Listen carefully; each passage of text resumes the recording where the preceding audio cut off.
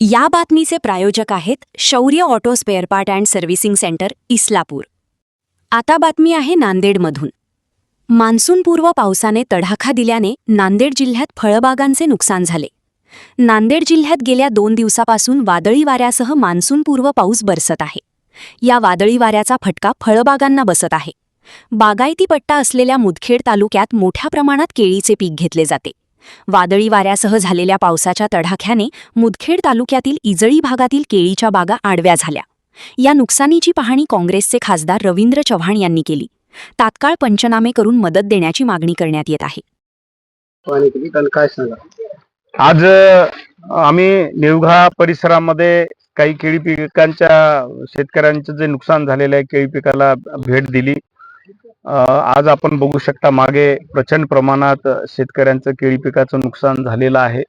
सरकारने याची लवकरात लवकर दखल घ्यावी। आज महाराष्ट्राची परिस्थिती जर बघितली आपण तर NDRF प्रमाणे जे निकष महाराष्ट्राला आहेत ते 22,500 या केळी पिकाला नुकसान भरपाई महाराष्ट्र सरकार देते आणि तेच नुकसान भरपाई मध्य प्रदेशमध्ये 2 लाखापर्यंतची आहे। तर मला एवढंच म्हणायचं आहे की मध्य प्रदेशमध्ये 2 लाखापर्यंत आणि महाराष्ट्र शासन फक्त आमच्या केळी उत्पादक शेतकऱ्यांना 22,500 रुपये मदत या ठिकाणी देते। तर त्या ठिकाणची लाडली बहीण योजना महाराष्ट्र सरकार राबवू शकते। तर त्या ठिकाणची NDRFचे निकषला वाढून 2 लाखापर्यंतची मदत केळी पीक उत्पादक शेतकऱ्यांना का देऊ शकत नाही, हा माझा प्रश्न महाराष्ट्र सरकारला आहे। तर सरकारने ह्याच्यावर फेरविचार करावा आणि आमच्या नांदेड जिल्ह्यामध्ये अर्धापूर मुदखेड भागामध्ये मोठ्या प्रमाणात केळी उत्पादक शेतकरी आहे आणि अशा परिस्थितीत जर नैसर्गिकरित्या केळी पिकाचं जर नुकसान होत असेल तर या ठिकाणचा जो शेतकरी पारंपरिक केळी उत्पादक शेतकरी आहे तोही विचार करत आहे की पुढे भविष्यामध्ये आपण केळी पीक घ्यावं का नाही। आज या ठिकाणी शेतकऱ्यांना भौतिक सुविधेच्या दृष्टीने या सरकारला अद्याप या भागामध्ये क्लस्टर करता आलं नाही, कोल्ड स्टोरेज करता आलं नाही। तर आमची सरकारलाही मागणी आहे की जी नांदेड जिल्ह्यातला मोठ्या प्रमाणात जो केळी उत्पादक पट्टा आहे हा मुदखेड अर्धापूर भाग म्हणून ओळखला जातो, याकडे सरकारने विशेष लक्ष द्यावं आणि आमच्या या केळी उत्पादक शेतकऱ्यांचं जे नुकसान झालेलं आहे लवकरात लवकर त्याची नुकसान भरपाई द्यावी। हवामान केंद्र आज आम्ही मागच्या अनेक मीटिंगमध्ये मी जिल्हा नियोजन समिती असेल, दिशा समिती असेल त्याच्यामध्ये मुद्दा उपस्थित केलाय की ऑटोमॅटिक वेदर स्टेशन प्रत्येक तालुक्याला ऍक्टिव्ह झालं पाहिजे। आता गावनिहाय त्या ठिकाणी झालं पाहिजे।